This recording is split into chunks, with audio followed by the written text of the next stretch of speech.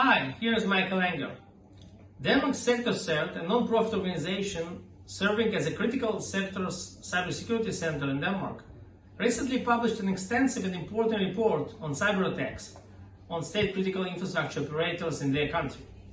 I would like to share a few insights from my own and Radiflow experience on this relatively rare learning opportunity. The report presents a 6-week timeline and analysis of multiple attack waves on the critical infrastructure operators. It states that many of them were totally unaware of the XL firewalls in their infrastructure, since they rely on third-party service providers to install and maintain them.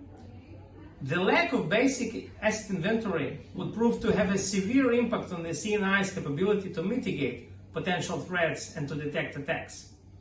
The reports explain as well that the first attack was very precise and successful. Don't kid yourself that your network data and access vectors are secret and unknown. They are not. Hackers often focus on firewalls and assume that if there is a vulnerability in the firewall, they will find it. As stated in the report, the sensor network was deployed by Sector CERT and it played a crucial part in detecting the attacks. Seems to me it would be pretty complicated to deploy such sensors without some government initiative, but in decentralized industrial fields, such as the Denmark energy sector, such deployment has to be done. In Israel, for example, the Israeli Ministry of Energy has set up a sector cyber defense center adjacent to the national CERT, and this center monitors all the energy providers, both public and private, and feeds into the national CERT. It also mentioned that inability to maintain 24/7 security shifts in Denmark Energy CERT from the beginning should be the red flag for other CERTs. Cyber threats know when to attack. They're not going to adjust themselves to the working hours and time zones of the potential victims.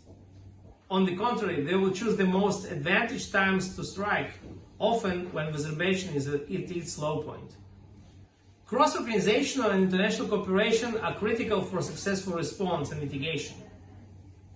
Sharing proper mitigation techniques is paramount.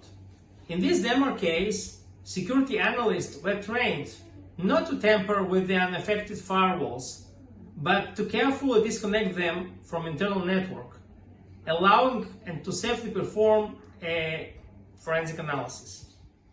This is perfect demonstration of correct incident response methodology that must be shared globally.